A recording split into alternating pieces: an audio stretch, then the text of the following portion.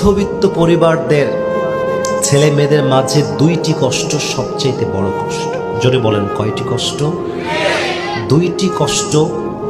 এক নাম্বার, মধ্যবিত্ত সন্তানদের শখ, স্বপ্ন, চাহিদার কোনো দাম নাই,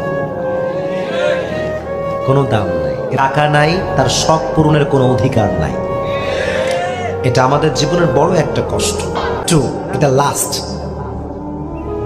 মধ্যবিত্তদের জীবনের সবচেয়ে বড় কষ্টের পয়েন্ট হচ্ছে যে তারা কাছের মানুষদের কাছে, বন্ধুদের কাছে, প্রিয় মানুষদের কাছে প্রিয় হতে পারে না। এর কারণ আজকাল মানুষের ভালোবাসা পাওয়ার জন্য চরিত্র যতটুকু দামি হয়ে দাঁড়িয়েছে আজকাল, তার চাইতে টাকা আরো বেশি দামি হয়ে দাঁড়িয়েছে।